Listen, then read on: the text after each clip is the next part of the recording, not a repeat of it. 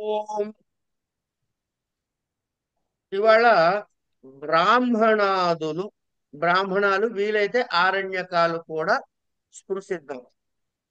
దీంతో ఒక యూనిట్ అవుతుంది. అంటే బ్రాహ్మణాలు, ఆరణ్యకాలు, వేదాంగాలు కలిపి ఒక యూనిట్. దీనిలోంచి ఒక ప్రశ్న వస్తాయి. 20 మార్కుల క్వశ్చన్ వస్తాయి.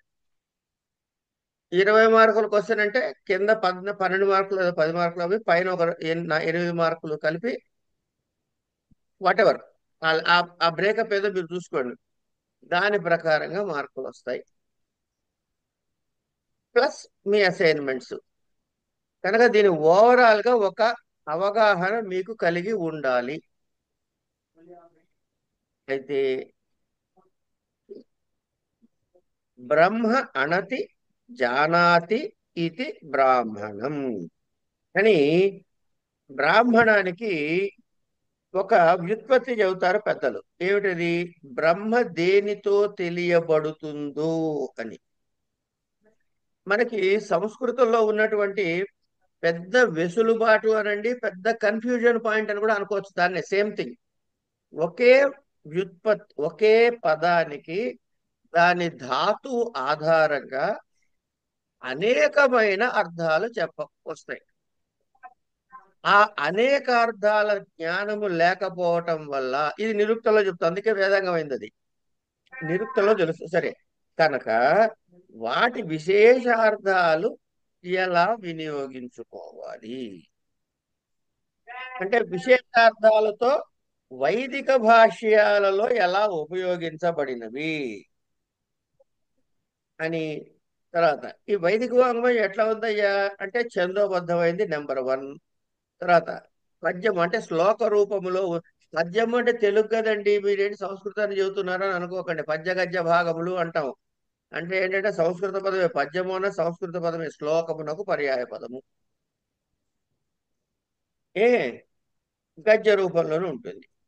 ఇలా మంత్ర రూపమైనటువంటి వేదము బ్రాహ్మణములు ఏం చేస్తుంది? ఇది బ్రహ్మ వై మంత్ర అంటుంది శతపథ బ్రాహ్మణం. అంటే బ్రహ్మ అంటే మంత్రము అని చెప్పింది. అదే బ్రహ్మానికి యజ్ఞము అనే ఒక వ్యుత్పత్తిని కూడా చెప్తారు. కనుక ఈ మంత్రాలన్నీ యజ్ఞయాగాదులు చేసేటప్పుడు ఆయా క్రియలని ఏవేవైతే ఉన్నాయో వాటిని సమన్వయపరిచేటటువంటి వ్యాఖ్యా గ్రంథాలు బ్రాహ్మణములు అని చెప్పచ్చు. ఇప్పుడు వేదాన్ని గనక మనం చూసినట్లయితే మీమాంసా శాస్త్రంలో 5 హెడ్డింగుల్లో చెబుతారండి వీటిని.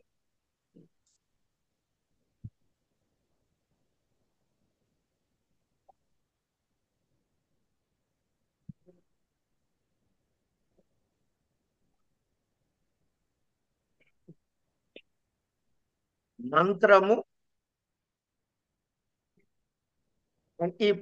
మొత్తం వేదరాశి ఎట్లా చెప్తారంటే విధి విధి మంత్ర నామధేయ నిషేధ అర్థవాదములు అని 5 హెడ్డింగులు చెబుతారు. అదే అయితే విధి అవుతుంది. ఏం చెయ్యాలో ఏం చెయ్యకూడదో చెప్పేది. లేదా మంత్రం అవుతుంది, విధి మంత్ర. లేదా ఆ చెప్పింది దానికి పేరు పెట్టేటటువంటి డెఫినేషన్ అన్నా అవుతుంది. నిషేధం అన్నా అవుతుంది. అర్థవాదము అంటే గ్లోరిఫైస్ అన్నమాట. అంటే ఇప్పుడు వాయుర్వైక్షేపిష్ట దేవత అని ఒక వాక్యం ఉందనుకోండి.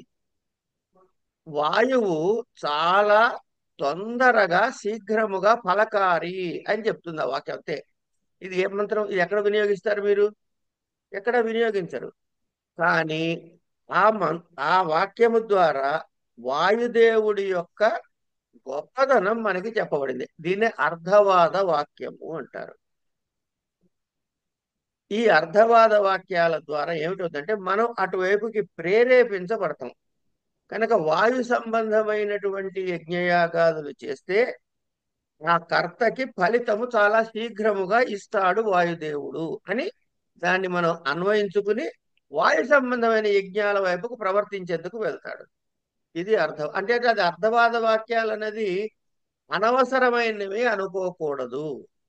విధి వాక్యాలు ఎలాగో తప్పకుండా చేసి తీరాల్సినవి. మంత్రము వల్లనే కదా, మంత్రము ఉచ్చరించి మాత్రమే క్రియ చెయ్యాలి. విధి మంత్ర నామధేయ.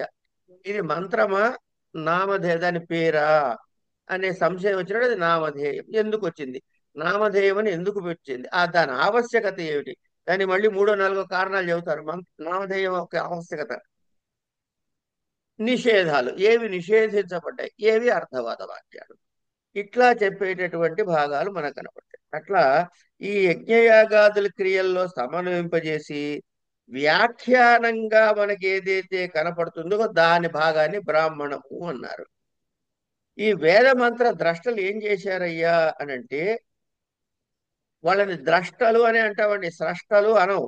ఈ వేద మంత్ర ద్రష్టలు వాళ్ళని ఋషులు అని మనం సంబోధిస్తాం. వీళ్ళు తర్వాత ఈ యజ్ఞకర్మలకి ఏమిటి, ఈ బ్రాహ్మణాల్లో ఏం చెబుతారు అంటే, ఈ యజ్ఞకర్మలు చేయటం ద్వారా కలిగేటటువంటి ఆది భౌతికమైన ఫలితాలేమిటి, ఆధ్యాత్మికమైన ఫలితాలేమిటి, ఇట్లా ఆది దైవికమైన ఫలితాలేమిటి, విజ్ఞానపరముగా మనకేమైనా ఉపయుక్తముగా ఉన్నాయా, ఏం విజ్ఞానం కలుగుతుంది దీని ద్వారా అనేటటువంటివన్నీ కూడాను ఈ బ్రాహ్మణ భాగాల్లో సర్వసాధారణంగా మనకు కనపడతాయి. కనుక ఏమన్నారు, ఈ బ్రాహ్మణాలు కూడా అంటే ఏంటి, ఒకటి థియరీ, రెండు ప్రాక్టికల్ నోట్స్. కనుక ఈ థియరీ అండ్ ప్రాక్టికల్ నోట్స్ ఇప్పుడు ఏదో అంటారండి, దాన్ని ఏమంటారు, ఆ ఓ 16 స్తంభాలతో వేదిక నిర్మించు అన్నాడు.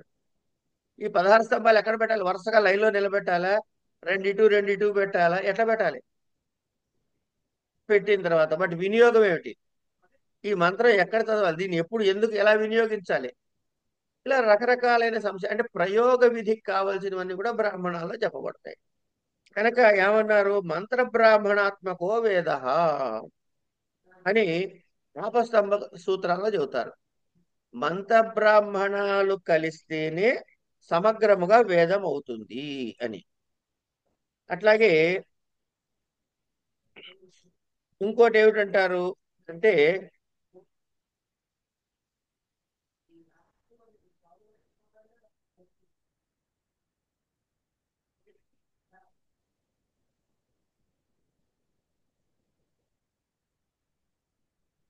ఈ మంత్రానికి బ్రాహ్మణ భాగానికి అవినాభావ సంబంధము. అవినాభావం అంటే వినాభావము అండి, అది లేకపోతే ఇది లేనటువంటి తాత్పర్యం అన్నమాట. అందుకని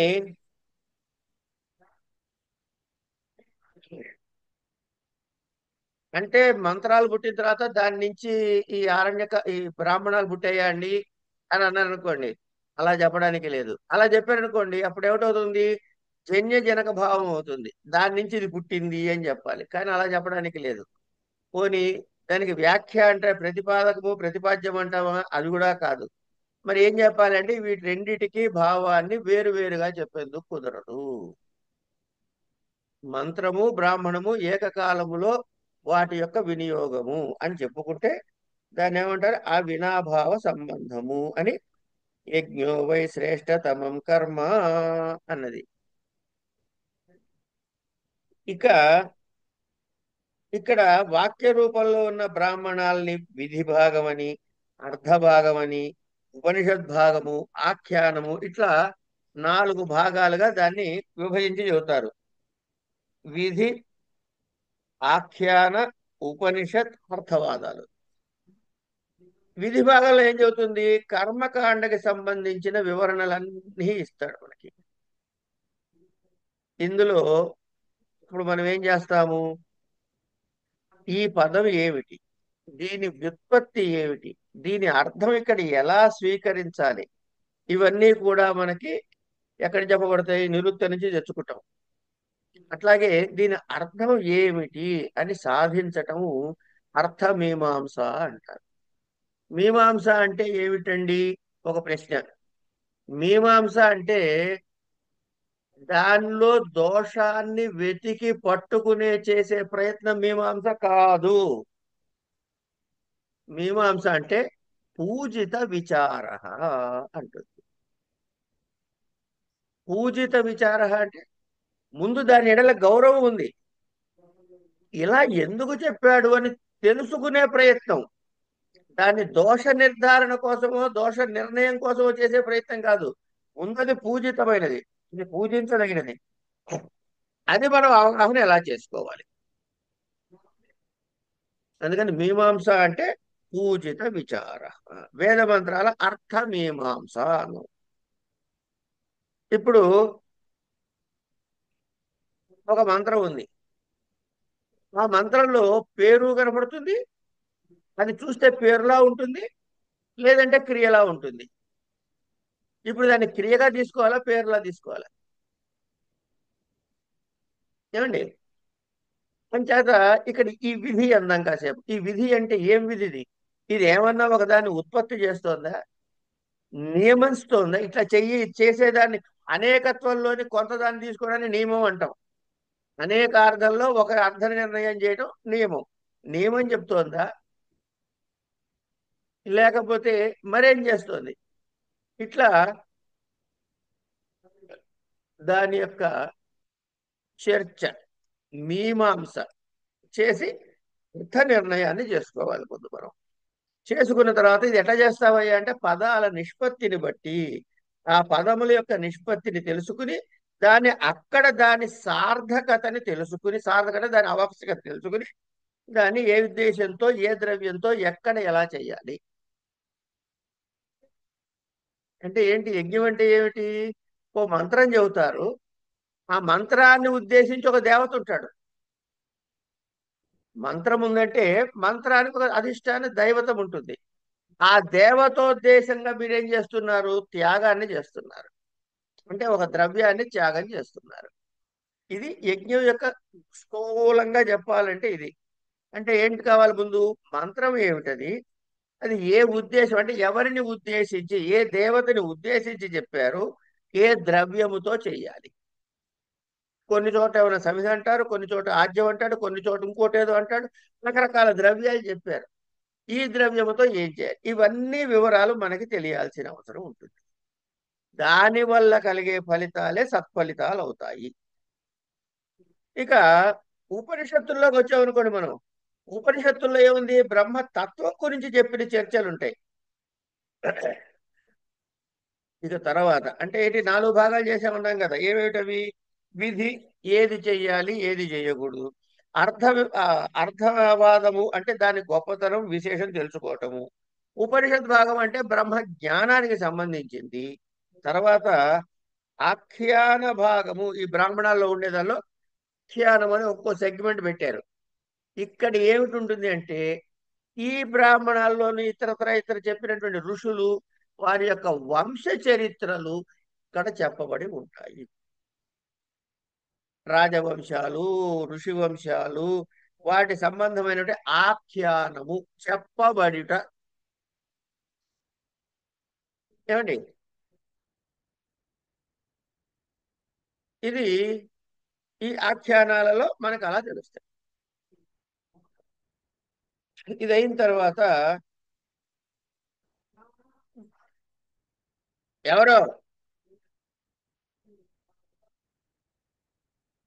ఇక్కడ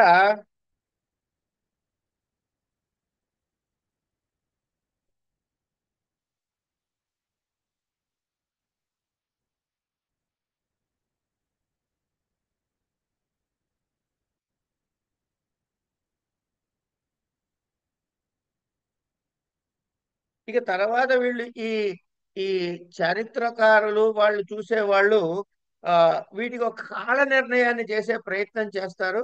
ఆ కాల నిర్ణయాలు ఇది నిజమైనది, ఇదే సరి అయినది అని చెప్పడానికి ఎవరి వల్ల కాదు. కనుక చెప్పిన కాల నిర్ణయాన్ని ఆధారంగా చేసుకుని వాళ్ళు చూపించినటువంటి హేతువులని బేసుగా పెట్టుకుని నమ్మిన వాళ్ళు నమ్ముతారు, నమ్మని వాళ్ళు నమ్మరు. కానీ బ్రాహ్మణాలకు కూడా అపౌరుషేయత్వమే మనము సిద్ధించుకున్నాము. ఇది ఒక్కటి మనం గుర్తుపెట్టుకోవాలి. తర్వాత ఈ బ్రాహ్మణాదుల్లో చెప్పినటువంటి ఇక్కడ ఏం చెబుతాడు? ఫలానా ఫలానా ఫలానా నక్షత్రంలో చెయ్యి, ఫలానా మాసంలో చెయ్యి. ఈ ఆగ్రాయణి అని చేయాలండి. అంటే ఎప్పుడు చేయాలి? ఆగ్రాయణి అంటే ఏ మాసము? అదొక మాసం పేరండి, ఆగ్రాయణ మాసం. ఆ మాసంలో చెయ్యాలి. ఆ మాసం ఎప్పుడు వస్తుంది? వచ్చినప్పుడు అది పౌర్ణమికి చేయాలా, అమావాస్య నాడు చేయాలా ఇష్టి? ఇష్టి చేస్తే ఏమిటి? ఇష్టి ఎందుకు చేయాలి? చేసే విధి విధానం ఏమిటి? ఇలా అనేకమైనటువంటి విషయాలని మనం జ్యోతిషం ద్వారా నిర్ధారణ చేసుకుంటూ ఉంటాం. కనుక జ్యోతిష శాస్త్రాన్ని ఆధారం చేసుకుని కాలాన్ని నిర్ణయించుకుని ఈ క్రేతులన్నీ చేస్తూ ఉంటారు. అట్లాగే ఈ నక్షత్ర గమనము చాలా ప్రధానంగా మనము ఈ టైం ఫిక్సేషన్. ఎవరండి? ఇప్పుడు పనిలో ఉన్నాం స్వామి, ఇప్పుడేం కాదు, మాట్లాడద్దు, క్లాసులో ఉన్నాం. ఇట్లా ఈ కాలాన్ని నిర్ణయం చేస్తారు. బ్రాహ్మణ రచనా కాలాన్ని నిర్ణయం చేస్తారు. అట్లాగే ఇప్పుడు మరి బ్రాహ్మణాలు వేదములో చెప్పినటువంటివి ఆచరణకి అన్నారు కదండి. మరి మనకి నాలుగు వేదాలు చెబుతారు కదా, ఋగ్యజు సామాధానాలని. మరి వీటికి విడివిడిగా బ్రాహ్మణాలు ఉన్నాయా అంటే, పాణిని వ్యాకరణానికి పతంజలి మహర్షి మహాభాష్యాన్ని రాశారు. ఈ మహాభాష్యంలో సుమారుగా 1130 వైదిక సంహితలు కనీసంగా ఉన్నాయి అని ఉటంకింపు అందులో కనపడుతుంది. ఏ ఏ వేదానికి ఎన్ని ఎన్ని శాఖలు ఉన్నాయి అని. అన్ని శాఖలు ఇప్పుడు లేవు. మినిమం 1000 లేచిపోయినాయి. అంటే ఏమైందన్నమాట? అన్నే సంఖ్యలు కలిగిన బ్రాహ్మణ గ్రంథాలు ఉండి తీరాలి. ఎందుకంటే ఏ శాఖలో ఉన్నటువంటి మంత్రానికి వినియోగాన్ని చెప్పేటటువంటి బ్రాహ్మణ భాగాలు ఉండి తీరాలి. కానీ ఈ రోజు అన్ని మనకు కనపడట్లే. ఎవరినైనా పేరు చెప్పయా బ్రాహ్మణుడు, శతపథ బ్రాహ్మణం అని ఒక పేరు చెప్పగలుగుతున్నాం. అంటే కొన్ని మాత్రమే ఇప్పటికీ ప్రాచుర్యంలో ఉన్నాయి. చాలా చాలా లుప్తమైపోయాయి, చ్యుతమైపోయాయి. ఇప్పుడు మనకి 18 బ్రాహ్మణాలు దొరుకుతున్నాయి అని చెప్తారు. ఇవన్నీ కూడా మరుగుపడిపోయినటువంటి ఈ బ్రాహ్మణాల్ని ఇప్పటికీ ఇంకా పరిష్కారం చెయ్యాలనే తాపత్రయం సాగుతూనే ఉంది. కానీ ఈ పరిష్కరణలు ఎంతవరకు సవ్యమైనవి అన్నది ప్రశ్నార్థకమే. కారణం ఏమిటి? దీనిలో మనుష్య మేధ ఇన్వాల్వ్ అయింది కాబట్టి. దానికి హెడ్ గా లక్ష్మారెడ్డి గారిని పెడితే ఆయన ఆలోచనతో దాన్ని వ్యాఖ్యానిస్తాడు. అనంతకృష్ణ పెడితే వాడు వాడి పద్ధతిలో వాడు చేస్తాడు. కనుక మానవ మేధ ఎప్పుడైతే, ఏదైతే పరిధి కలిగినటువంటి మేధ, దీనితోటి పరిధి లేని వేదాన్ని వ్యాఖ్యానించడం అన్నది అది ఆషామాషి వ్యవహారం కాదు. కనుక ఇక్కడ దోషయుక్తం అయ్యే అవకాశాలు చాలా బ్రైట్ గా ఉన్నాయి. సరే, వాటి జోలికి మనం పోకుండా ఉన్నట్లయితే ఋగ్వేదానికి సంబంధించి ఐతిరేయ బ్రాహ్మణము, కౌశీతికి బ్రాహ్మణము అని రెండు ఋగ్వేదానికి సంబంధించిన బ్రాహ్మణ గ్రంథాలు దొరుకుతున్నాయి.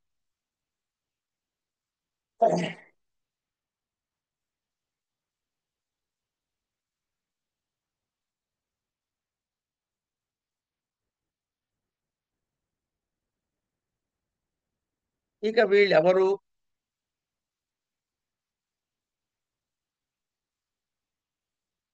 ఇంకోటండి, ఈ ఋగ్వేదానికి అట్లాగే ఈ జొరాస్ట్రియన్స్ అవెస్తా అని ఒక పుస్తకం ఉంటుంది.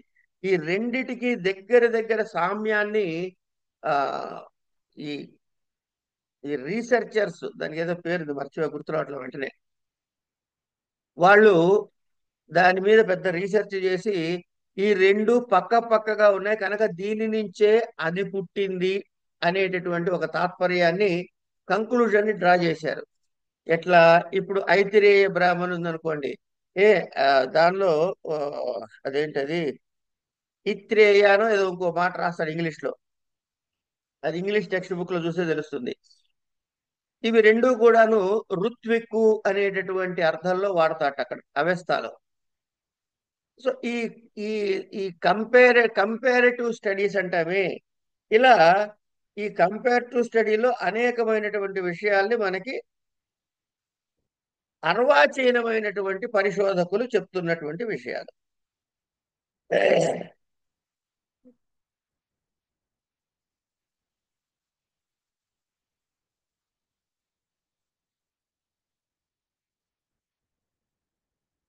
ఇంకా ఈ ఐతిరేయ బ్రాహ్మణంలో ఏం చెప్పారయ్యా అంటే, దీన్ని ఇది 40 అధ్యాయాల్లో ఉందని, 7 సంచికలుగా విభజించారని, ప్రతి సంచికకి ఖండికలుగా అంటే మళ్ళీ చిన్న చిన్న పార్ట్స్ గా విభజించారని, ఇందులో మొదటి 2 పంచికలలో కూడాను, పంచిక అంటే 5 కదండి, ఈ పంచికల్లో కూడా అగ్నిష్టోమ యాగము గురించి, తృతీయ చతుర్థాల్లో ఏమన్నా ప్రాతః మాధ్యాన్దిన సంధ్యా సవనాల గురించి, ఏ ఏ యజ్ఞాలు చేయాలని పొద్దున్న మధ్యాహ్న కాలంలో, 5వ దానిలో ద్వాదశాహ యాగాలు ఎట్లా చేయాలని, షష్ఠ పంచికలో కొన్ని వారాల వరకు సాగే సోమయాగాల గురించి, 7వ పంచికలో రాజసూయ యాగం గురించి, 8వ పంచికలో ఐంద్ర మహాభిషేకం, చక్రవర్తి మహాభిషేకాల గురించి వివరించారు అని ఒక ఎక్స్ప్లెనేషన్ చెబుతారు. ఇవన్నీ మీ టెక్స్ట్ బుక్ లో ఉన్నవే, దీనిలో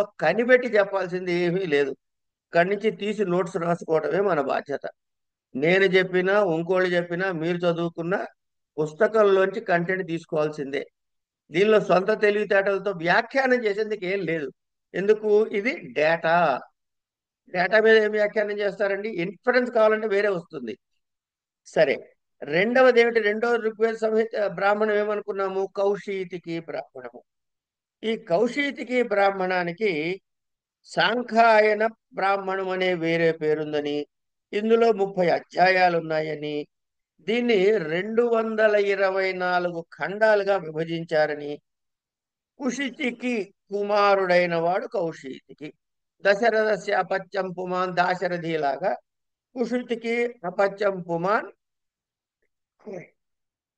కుషితికే అపత్యం పుమాన్ కౌశీతికి అని, ఈయన ఈ ఋషి దీనికి ప్రధాన ఆచార్యుడు అని, ఇందులో యజ్ఞాల ప్రాధాన్యత, శాస్త్రీయమైనటువంటి చర్చ, కాల నిర్ణయము మొదలైనవన్నీ ఇందులో కనపడతాయని చెప్పారు.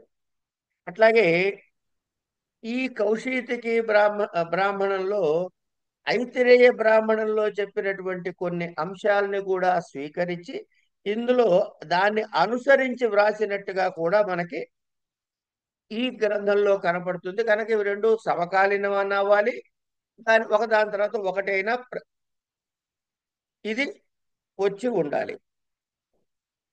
దీనికి మళ్ళీ వీటికి భాష్యాలు ఉంటాయి.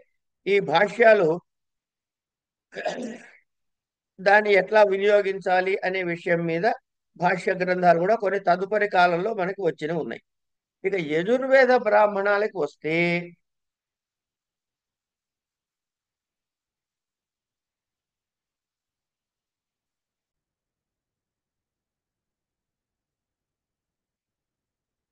సో యజుర్వేద బ్రాహ్మణాలు, ఈ యజుర్వేద బ్రాహ్మణాల్లో ఏమున్నాయి అని అంటే, తైత్తిరీయ బ్రాహ్మణం అని, శుక్ల యజుర్వేదానికి చెందిన శతపథ బ్రాహ్మణం అని, ఇవి ప్రస్తుతం లభిస్తున్నాయి అంటారు. అట్లాగే కృష్ణ యజుర్వేదానికి సంబంధించి కాఠక బ్రాహ్మణము అని కూడా ఉన్నదని తెలుస్తోంది, కానీ అది ప్రస్తుతం అలభ్యం. మరి అలభ్యం అయితే ఎట్లాగండి అంటే, ఏమో దీని వల్లనే ఇక్కడ ఒక ముఖ్య విషయం చెప్పుకోవాలి. సరదాగా ఆలోచించండి, మన టెక్స్ట్ కి సంబంధించిన విషయం నేను మాట్లాడట్లేదు. ఒక వేదరాశి ఎన్ని మంత్రాలు ఉంటాయి మనకి తెలియదు. సరే, కాసేపు మీరు సూక్తాలు చూశారు కదా, అన్ని వేదంలోవేగా సూక్తాలు, అంటే వేద సూక్తాలేగా వాటి పేరు. ఒక సూక్తాన్ని తీసుకోండి, ఎన్ని పదాలు ఉంటాయి? ఓ 15 అనువాకాలు ఉన్నాయండి. సరే, 15 అనువాకాలు ఉన్నాయి అంటే ఒక్కొక్క అనువాకంలో ఎన్ని పదాలు ఉన్నాయండి? సుమారుగా కనీసం ఒక 15 పదాలు ఉన్నాయండి అనుకున్న ఊరికే గాలి లెక్క చెబుతున్నా మీకు. గాలి లెక్క, మర్చిపోకండి ఈ మాటని. 15 అనువాకాలు, 15 పదాలు ఈజ్ ఈక్వల్ టు 225. ఒక్కొక్క పదంలో ఎన్ని వర్ణాలు ఉంటాయండి? సరే, యావరేజ్గా ఒక 4 5 పెట్టుకోండి సార్. 5 పెట్టుకుందాం, లెక్కలు తేలిగ్గా ఉంటాయి కాబట్టి. అప్పుడు ఏమైంది? దగ్గర దగ్గర 450, 450, 900, 1125 వర్ణములు వచ్చాయి. 1125 వర్ణాలు. ఇది ఒక సూక్తం గురించి మనం వేసిన కాకి లెక్క. మొత్తం వేదానికి అంటే కొన్ని లక్షలలో ఉంటాయి వర్ణములు. నేను పదాలు చెప్పట్లే. ఈ వేద పండితుడు ప్రతి వర్ణమునకు అంటే ఇన్ని లక్షల వర్ణములని కూడా ఏ వర్ణము తర్వాత ఏ వర్ణాన్ని ఎలా ఉదాత్తంగా ఉచ్చరించాలా, అనుదాత్తంగా ఉచ్చరించాలా, స్వరితముగా ఉచ్చరించాలా అనేటటువంటి గమనికతో ప్రతి అక్షరాన్ని ఉచ్చరిస్తాడు. అలా అని ఆగి ఆగి చెప్పడు. వరుసగా వెళ్తున్నా సరే ఆ వరుస తప్పకుండా చెబుతాడు. దీనికి ఎంతటి ధారణా శక్తి కావాలి? ఇది లేకపోతే వేదం పరిరక్షించబడదు. అయితే వెంటనే ఓ ప్రశ్న వేయాలి. ఏమండి, మీరు అన్నది కరెక్టే కానీ అందరు అలా గుర్తుపెట్టుకున్నారు ఎక్కడ గ్యారెంటీ ఉందండి? కొంతమంది తప్పులు చెప్పచ్చుగా అని మీరు అనండి. వినాలి కూడా. అంటే ఎక్కడైనా వేద సభ జరిగినప్పుడు ఎవడైనా ఒక్కటంటే ఒక్క స్వరం తప్పు చెబితే ఆ ఉన్న పండితులు ఏ అంటారు. అంటే మనకి తెలియలేదు కానీ శ్రవణ సుభగముగా వారి ఉదాత్త అనుదాత్త స్వరితోచ్చారణ ఇతర పండితుడు గమనించగలుగుతున్నాడు, పట్టుకోగలుగుతున్నాడు. అంటే తప్పు చేయకుండా చేసి చదవటం ప్రాక్టీస్ చేస్తారనే కదా. ఇలా పరిరక్షించబడినటువంటి మహానుభావుడు ఎవరైనా, ఇగో ఇలాంటి కాటక బ్రాహ్మణాన్ని అధ్యయనం చేసిన వాడు ఉత్తరోత్తర కాలంలో ఎక్కడైనా ఆయన ఉన్నాడండి అక్కడనంటే ఆయన చెబితే ఇగో మళ్ళీ అది వెలుగులోకి వస్తుంది. ఉంటారు, లేకుండా ఎక్కడికి పోదు. అలాని మనం రిట్రీవ్ చేస్తున్నామని మన నోటుకు వచ్చింది రాయకూడదుగా. సరే, ఇది సరే. తైత్రీయ బ్రాహ్మణంలో ప్రస్తుతానికి మనకు ఉన్న వాటిని ఏమిటంటున్నారంటే తైత్రీయ బ్రాహ్మణము, అట్లాగే శతపథ బ్రాహ్మణం. ఈ శతపథ బ్రాహ్మణం చాలా ఇంపార్టెంట్ బ్రాహ్మణం కింద చెప్పుకుంటాం. ఏమండి, ఈ తైత్రీయం గాని ఇది అతి ప్రాచీనమైన బ్రాహ్మణ గ్రంథాల్లో ఒక గ్రంథము. ఇందులో కర్మ చేయుటకు, కర్మ అంటే యజ్ఞయాగాదులే కర్మ అండి. అంతేగాని సినిమాకి వెళ్ళటము, భోజనం చేయడం కర్మల్లో లెక్కలేసుకోవట్లే ఇక్కడ మనం. యజ్ఞయాగాదులు వీటి యొక్క ఉపయోగపడేటటువంటి మంత్రాలని, వాటి భావాలని, అది ఎలా ప్రయోజనాన్ని పొందాలో, వాటిని ఎట్లా చెయ్యాలో ఇవన్నీ చెప్పేటటువంటి భాగము. మనము నా ఉద్దేశంలో శిక్షలో అనుకుంటా చదువుకున్నాం. ఏమని? ఒక యజ్ఞం చెయ్యాలంటే ఒక యజ్ఞం చెయ్యాలంటే 4 వేదాలకి సంబంధించిన వాళ్ళు ఉండాలి. ఒక్కొక్క వేదానికి ఒక ప్రధాన ఉంటాడు. ఆయనకి సహాయకులుగా 3 ఉంటారు. అట్లా 16 మంది.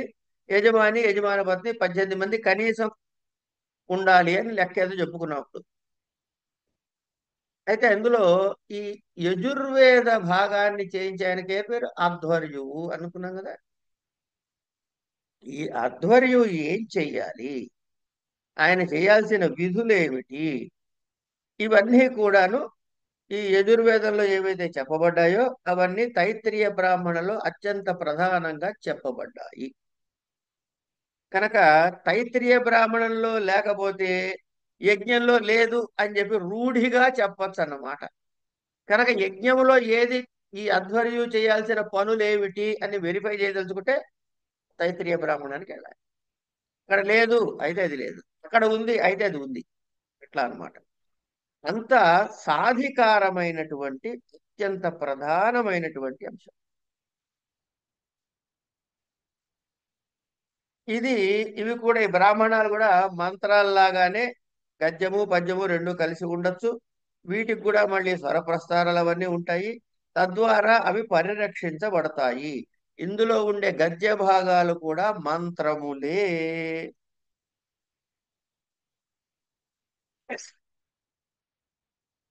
తరువాత ఇందులోనే ఈ తైత్తిరీయ బ్రాహ్మణంలోనే కృత్తికా నక్షత్ర విజ్ఞానము, నక్షత్ర దేవతలు, నక్షత్ర జ్ఞానము, కాలజ్ఞానము, ఖగోళ శాస్త్ర విషయాలు ఇవన్నీ కూడా చెప్పబడతాయి. ఇంకోటి మీరు గమనించండి, నక్షత్రాల పేర్లు చెప్పయ్యా అన్నాం అనుకోండి కాసేపు మనం. నక్షత్రాల పేర్లు చెప్పమంటే అశ్విని, భరణి, కృత్తిక, రోహిణి, మృగశిర, ఆర్ద్ర, పునర్వసు అని మొదలెట్టి చెప్తాం రేవతి వరకు. కానీ మీకు వైదిక గ్రంథాలను చాలా చోట్ల కృత్తిక నుంచి భరణి వరకు చెప్పినవి కనపడతాయి. అశ్విని, భరణి, కృత్తిక కదా. స్టార్టింగ్ పాయింట్ కృత్తిక చెప్పి భరణితో ఎండ్ చేసిన చేసిన పదాలు కూడా మనకు కనపడతాయి. అంటే ఏమిటన్నమాట ఇది ఇక్కడ? ఈ ఈ గెలాక్సీ యొక్క మూమెంట్ లో ఐడెంటిఫైడ్ స్టార్టింగ్ పాయింట్ ఏదైతే అనుకుంటున్నామో అది ఫ్లెక్సిబుల్, అది మూవ్ అవుతూ ఉంటుంది. అందుకనే ఈ కాలానికి కృత్తికా నక్షత్ర ఆధారముగా లెక్క పెట్టారని చెప్తారు. కొంతమంది ఏం చెబుతారు, కృత్తికా నక్షత్రానికి సూర్యుడు అధిదేవత కాబట్టి, గ్రహాలకి సూర్యుడు అధిదేవతగా ప్రధానుడు కాబట్టి ఆయన నక్షత్రంతో ప్రారంభం చేశారు అని చెబుతారు. వాటి నుంచి వీటికి ప్రాధాన్యం కానీ వీటి నుంచి వాటికి ప్రాధాన్యం చెప్పక్కర్లే. ఎందుకంటే జ్యోతిష్యులు అన్నది ఏమిటంటే కాంతి పుంజములు. కాంతి పుంజములు ఏమిటంటే నక్షత్రాలే కాంతి పుంజాలు. కనుక వాటి ఆధారంగానే మిగతావన్నీ నిర్ణయం అవుతాయి. అంటే కాలము యొక్క గణన విభాగము మారుతూ ఉంటుంది. కొన్ని కొన్ని కొన్ని కొన్ని కొన్ని దాన్ని ఏమంటారు ఇంగ్లీష్లో ఇయాన్స్ ఏదో అంటారే, వాటి ప్రకారంగా. కనుక ఈ వీటి విషయంలో ఏమిటి ఖగోళ విజ్ఞానం అంతా కూడాను మనకి ఈ తైత్తిరీయ బ్రాహ్మణంలో కనపడుతుంది అని. ఇది ఈ తైత్తిరీయ బ్రాహ్మణం 3 కాండాలుగా ఇవి ఇక్కడి నుంచి డేటా అండి. ఈ డేటాని మీరు మీకు నచ్చిన విధంగా మీకు అవగాహన గుర్తుండే విధంగా ఒక ట్యాబులేట్ చేసుకోండి. ఈ ట్యాబులర్ ఫార్మెట్ లో తయారు చేసుకుని చూస్తూ ఉంటే అది మైండ్ లో మ్యాప్ అవుతుంది. ఆ మ్యాప్ అయింది మీరు అక్కడ పరీక్షలో రాయగలుగుతారు. ఎందుకంటే దీన్ని మనం సీరియస్ గా నేర్చుకుని అధ్యయనం చేసే ప్రయత్నం మనం ఏం చెయ్యట్లే, పరీక్ష కోసం మాత్రమే చదువుకుంటున్నాం. కనుక ఈ డేటాని కన్సాలిడేట్ చేసే ప్రయత్నం మీకు నచ్చిన విధంగా చేసుకోండి.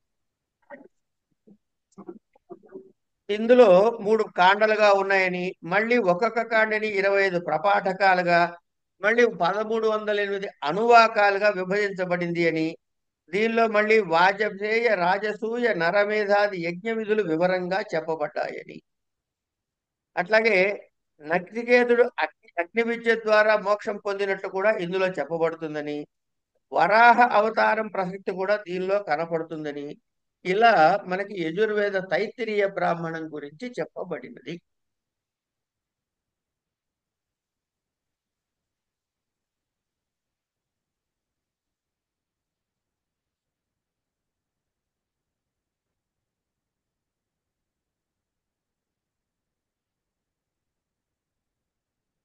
అయిన తర్వాత శుక్ల యజుర్వేదానికి సంబంధించింది శతపథ బ్రాహ్మణము.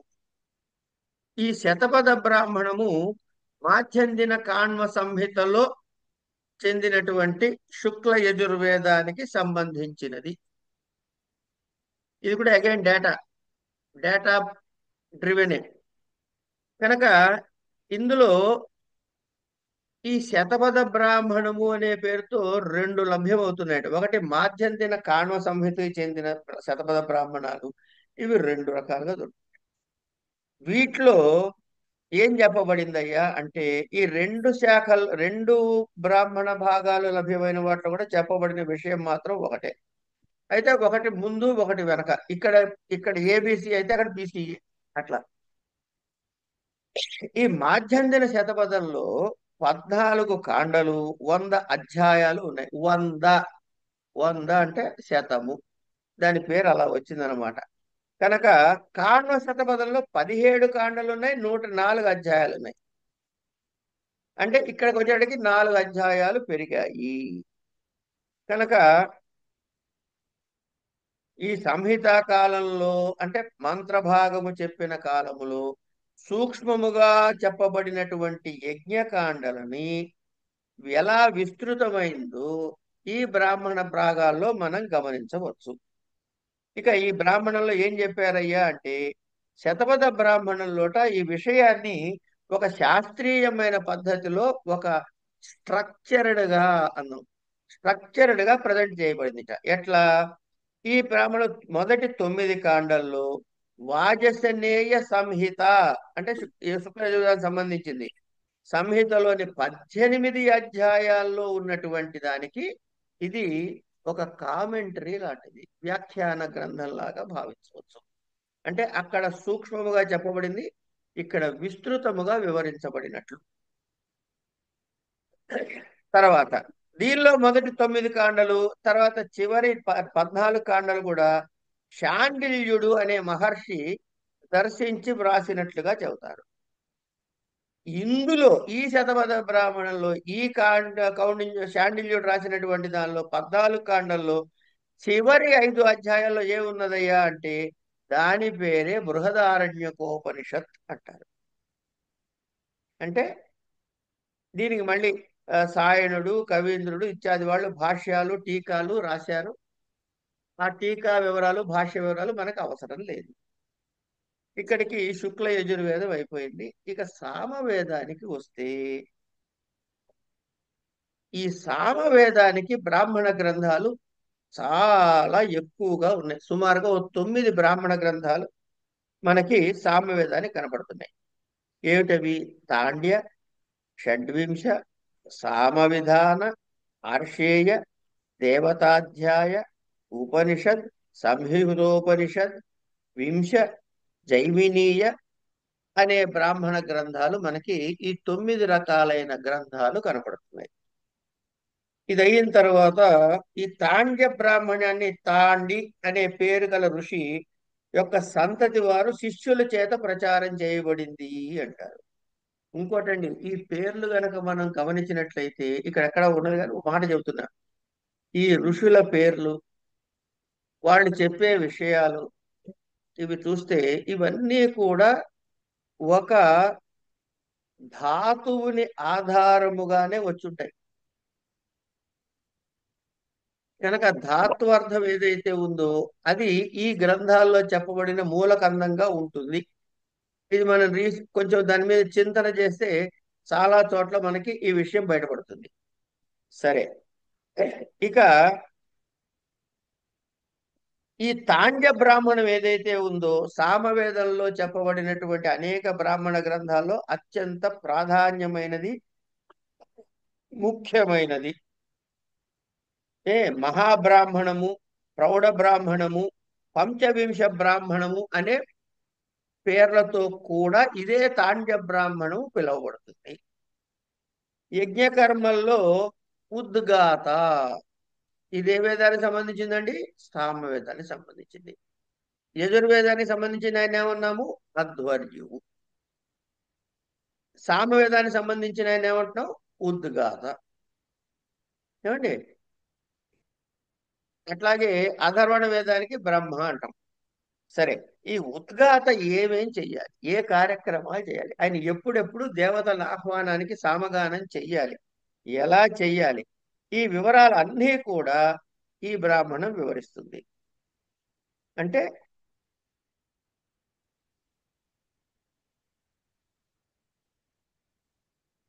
అనేక యజ్ఞ వివరాలు ఇందులో ఉంటాయి. అట్లాగే వాళ్ళు ఏ ఏ వేషధారణలో ఉండాలి, ఎలాంటి ఆచార వ్యవహారాలు పాటించాలి ఇత్యాది అనేక అంశాలు ఈ సామవేద బ్రాహ్మణ గ్రంథాల్లో మనకు కనపడతాయి.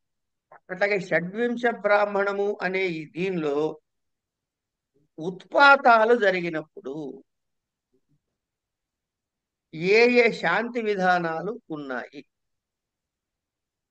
ఉత్పాతాలు అనేవి ఏదో పిడుగుబడిందని, లేకపోతే కనుక తుఫాన్, ఇవి రకరకాల ఉత్పాతాలు ఉన్నాయిగా, ఆది భౌతికమైనవి. ఇవి కలిగినప్పుడు వాటి శాంతి విధానాలు ఏమిటి, ఎలా చెయ్యాలి అనే విషయాలన్నీ ఇందులో చెబుతారు. అందుకే ఇలాంటి వివరాలు చెప్పారు కాబట్టి దీనికి అద్భుత బ్రాహ్మణం అని కూడా పేరుదిట. దేనికి? షడ్వింశ బ్రాహ్మణానికి. ఇట్లా ఇది మళ్ళీ 5 ప్రపాఠకాలుగా ఉందని. ఇక పంచవింశతి బ్రాహ్మణము యొక్క పరిశిష్ట భాగంగా దీనికి చెబుతారట. అందుకే దీనికి షడ్వింశ బ్రాహ్మణము అని పేరు పెట్టారు అంట. ఇట్లా చిన్న చిన్న వివరాలతో. అంతేకాకుండా దీనిలో దీనిలో అభిచారిక మంత్రాలు కూడా ఉన్నాయి, ప్రయోగాల విధులు కూడా ఉన్నాయి. అభిచార హోమము అంటే ఏం లేదండి, అవతల వాడిని బంధింపజేసేది. మన మీద ఒక శత్రువు వస్తున్నాడు అనుకోండి, వాడిని కట్టడి చేసేది, వాడిని చంపేదని కాదు ఇక్కడ. అది అట్లా కువ్యాఖ్యానం చేసుకున్నారు కానీ ఇవి ఎందుకు అంటే ఒకడిని ఎవరినో చంపాలనే దురుద్దేశంతో చెప్పిన మంత్రభాగాలు కాదు. మన మీద ఎవడైనా ప్రయోగం చేస్తుంటే మనం రక్షించుకునే ప్రయోగం. సో ఇవి more of a self defence rather than assault. సరే, అవి ఎందుకు ఏమిటి మనకు అనవసరం, మనం రెండు ఉపయోగించాం కాబట్టి అక్కర్లేదు. కానీ విషయం ఇందులో అభిచార సంబంధమైనవి కూడా, అంటే శత్రువులని ధ్వంసము చేసేందుకు కావలసిన ఉపాయ విధులు ఉన్నాయి. ఏమంటే మీ ఇంట్లో దొంగోడు పడతాడు అనే డౌట్ ఉంటే మీరు గ్రిల్ డోర్ పెట్టించుకుంటారా పెట్టించుకోరా?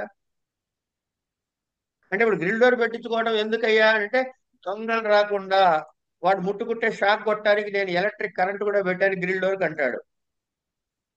కరెంటు పెట్టడం తప్ప అంటే వాడు ముట్టుకోవడం తప్పు, నువ్వు కరెంటు పెట్టుకోవడం తప్పు కాదు.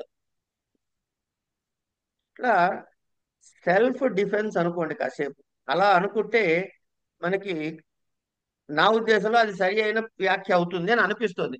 నేను తప్పయ్యేందుకు నాకు ఎప్పుడు సర్వ హక్కులు ఉన్నాయిగా. I have every right to commit A mistake.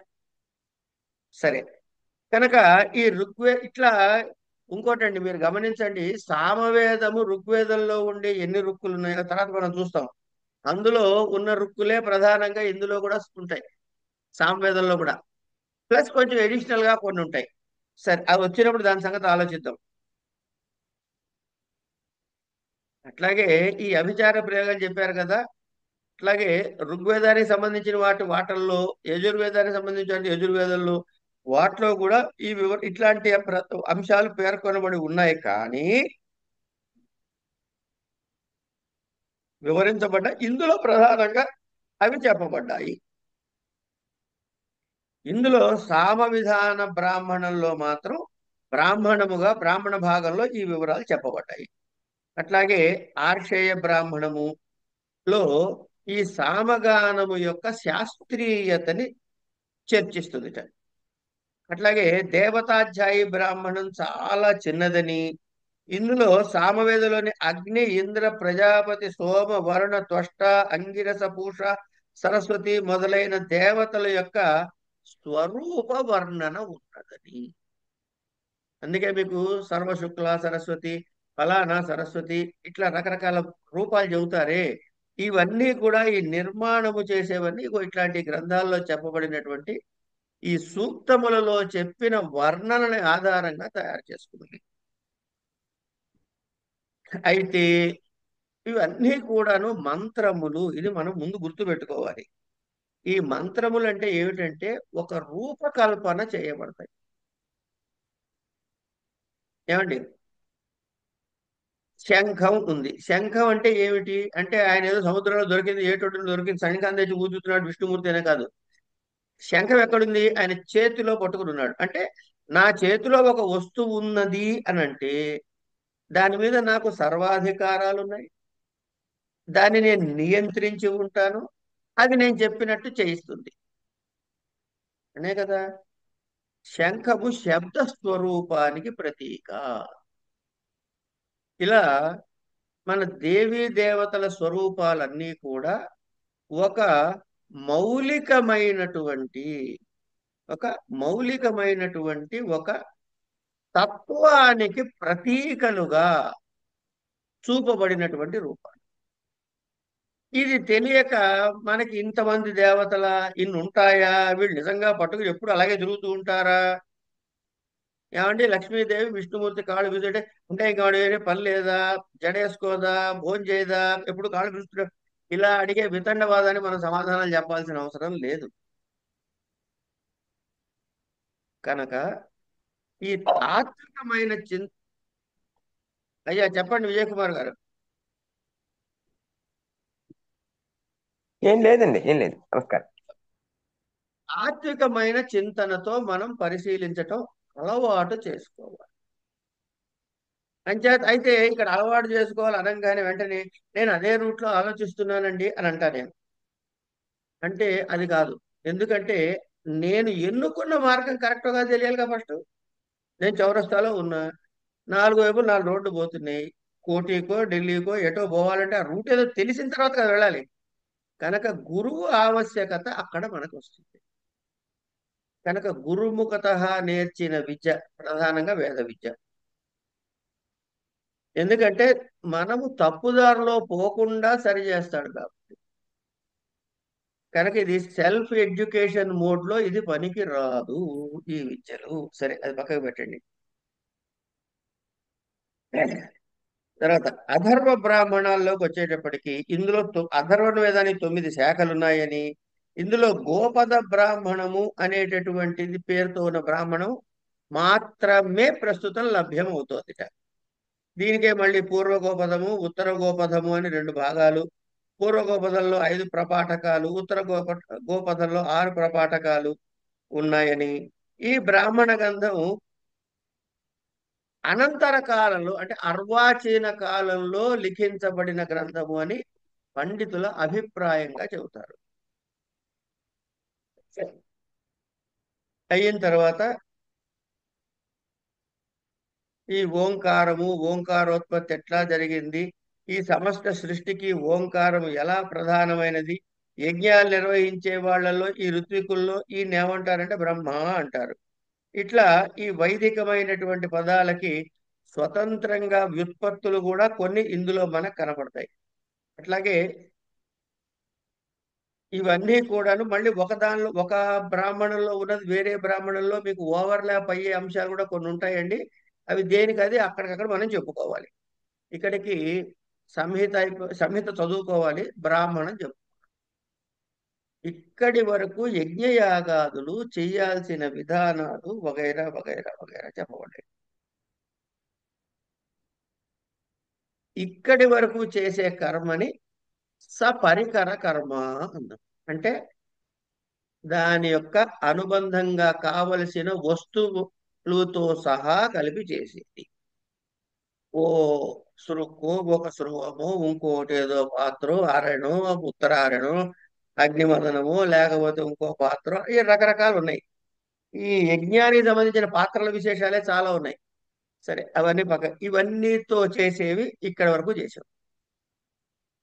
మనకి ఆశ్రమాలు చెప్పినప్పుడు ఏం చెప్పారు? బ్రహ్మచర్యము. బ్రహ్మచర్యంలో మంత్రం నేర్చుకుంటాడండి.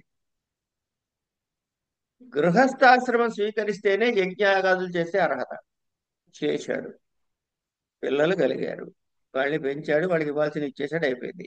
ఒక వయసు వచ్చిన తర్వాత తనని తాను అన్వేషించుకునే ప్రయత్నం చెయ్యాలి అంటుంది శాస్త్రం. అంటే with draw from the society. అందుకే కదండి మా వాళ్ళని తీసుకుపోయి ఓల్డేజ్ హోమ్ లో పడేశాను అనకంటే. ఆ తర్వాత ఆశ్రమానికి ఏం చేస్తారంటే తనవన్నీ వదిలేసి తన వాళ్ళకి ఒప్పజెప్పేసి ఒక్కడుగా వెళ్ళి ఒక అరణ్యంలోకి వెళ్ళి అక్కడ ఒక ఆశ్రమం ఏదో వాళ్ళ బాధ వాళ్ళు పడి అక్కడ తనని తాను ఏమిటి ఉద్ధరించుకునేందుకు అనే చింతనలో ఉంటాడు. ఇగో ఇది ఆరణ్యకము అని ఎందుకన్నారయ్యా అంటే అరణ్యంలో జరిగేది కాబట్టి. ఇక్కడ మళ్ళీ యజ్ఞాలు చేయడానికి మళ్ళీ కుండాలు, ఋత్విక్కు, యజమా ఇవన్నీ లేవుగా. కనుక ఇక్కడ జరిగేది ఏంటంటే ఉపాసన. కనుక ఆరణ్యక భాగాల్లో మనకి ప్రధానంగా కనపడేది ఉపాసన విధులు కనపడతాయి అని మనం అర్థం చెప్పుకుందాం.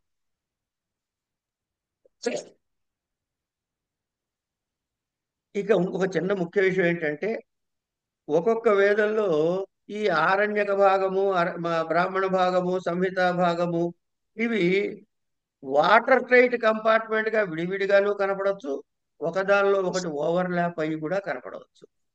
అప్పుడు ఏ భాగము దేని కింది అని మనం గురుముఖత నేర్చుకున్నప్పుడు ఇది ఆరణ్యక భాగం అనే మంత్రాలు ఇవి ఆ, బ్రాహ్మణ భాగ మంత్రాలు, ఇవేమన్నా విధి మంత్రాలు, లేకపోతే ఇవేమన్నా సంహితా భాగ మంత్రాలు, ఇట్లా మనం తెలుసుకోగలం. కనుక ఒక దానిలో ఒక గ్రంథంలో ఒకటి కలిసి ఉండే అవకాశం, కొన్ని వాటర్ టైట్ గా డిఫరెంట్ గా ఉంటాయి. ఇక్కడ ఏం చెబుతారు అంటే, గృహస్థాశ్రమంలో చేసిన యజ్ఞయాగాదులన్నీ బ్రాహ్మణాల్లో చర్చించబడితే, వానప్రస్థాశ్రమంలో అరణ్యంలో చేసేటటువంటి విషయాలని ఈ ఆరణ్యక భాగంలో చర్చించబడతాయి. అందుకే తర్వాత ఇట్లాగే సామ బ్రాహ్మణానికి చివరన ఉన్న శుక్రియ కాండమే సామవేద అరణ్యమని, శుక్లయజుశాఖాదికి శతపథ బ్రాహ్మణం చివరిలో ఉన్న కాండం ఆరణ్యకమని, ఇట్లా కాఠమైత్రేయ శాఖల్లో బ్రాహ్మణాల్లాగానే వేరేగా ఆరణ్యక భాగాలు లేవని, కౌశికి బ్రాహ్మణంలో కౌశిత్యారణ్యకము అని చెప్పారని, బృహద్ ఆరణ్యకోపనిషత్తు గుర్తుపెట్టుకోండి, అది ఆరణ్యక భాగంలో ఉన్న ఉపనిషత్తు అన్నమాట. అట్లా తైత్తిరీయ బ్రాహ్మణంలో తైత్తిరీయ ఆరణ్యకమని, ఇట్లా అనేకమైనటువంటి ఆరణ్యకాలు మనకు కనపడతాయి. అంటే ఏదైతే అరణ్యముల యందు ఉండి ఆచరించవలసినటువంటి విధి విధానాలు, ఆ నియమాలు అవి ఉంటాయి. ఇందులో ఏ ఏ ఆరణ్యకంలో ఏవే ఉన్నాయి, అందులో ఏ ఏ ఉపనిషత్తులు ఉన్నాయి, ఇవన్నీ చెబుతారు. అట్లాగే తైత్తిరీయ ఆరణ్యకంలో ఏమున్నాయి అయ్యా? ఎట్లాగైతే తైత్తిరీయ బ్రాహ్మణము అతి ప్రాచీనమైనది చెప్పుకున్నాము, దాని ఆరణ్యకం కూడా అంతే ప్రాచీనమైనదిగా చెబుతారు.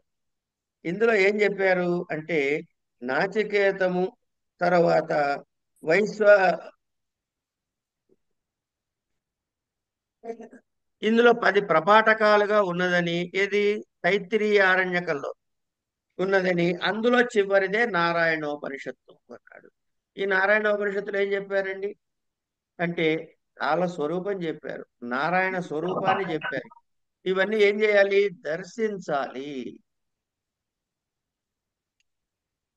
ఇవి దర్శించాల్సినటువంటి విషయము. ఇది ఏం చేస్తుంది? ఇందులో ఆ స్వరూపాన్ని ఎలా చెప్పారు?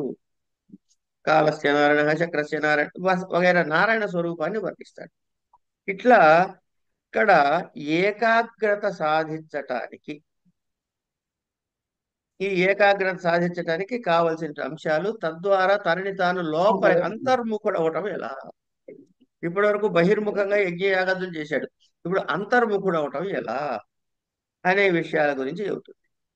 అట్లాగే శిక్షావల్లి, ఆనందవల్లి, భృగువల్లి ఇవన్నీ కూడాను ఇందులోని ప్రపాఠకాలే. తైత్తిరీయ ఆరణ్యకంలో ప్రపాఠకాలే 7, 8, 9 ప్రపాఠకాలనే మనము ఏమంటున్నాం? శిక్షావల్లి, భృగువల్లి, ఆనందవల్లి అంటున్నాం. దీన్నే తైత్తిరీయోపనిషత్ అని కూడా అంటున్నాం. ఇట్లాగే ఐత్తిరీయ బ్రాహ్మణానికి సంబంధించింది, శుక్ల యజుర్వేదానికి, బృహదారణ్యకానికి సంబంధించిన ఆరణ్యక భాగాల్ని వివరాలుగా మనకి అందులో ఏ ప్రపాఠకాలు ఉన్నాయి, ఏవి లేవు, దానిలో చెప్పబడిన అంశాలు ఏమిటి అనేవి స్థాళీపులాక న్యాయంగా తెలుసుకుంటే చాలు. దాని మీద లోతైన చర్చలు అక్కర్లేదు. దాని మీద విస్తృతంగా ఇదే ఎందుకు చెప్పాడు, ఇలా ఎందుకు చెప్పబడలేదు అనే చర్చ అవసరమైంది. ఇది మోర్ ఎ డేటా బేస్డ్ అన్నమాట. ఏ ఏ ఏ వేదము, ఏ ఆరణ్యకము, ఏ బ్రాహ్మణము, పేర్లు ఎన్నున్నాయి, అందులో చెప్పబడిన ప్రధాన అంశాలు, ఇది ఒక్క టేబుల్, ఒకటే ఒక సింగిల్ షీట్ లో ఈ మొత్తం మీరు 5th యూనిట్ మొత్తం అంతా వచ్చేస్తుంది. ఏం అనుమానం లేదు. ఇలా తయారు చేసుకుని మీరు సర్క్యులేట్ చేసుకుంటే, I think you are done with your 5th unit ఈ పేపర్లో. ఇక్కడికి ఆపుకుందాం, మిగతావన్నీ తర్వాత చూద్దాం.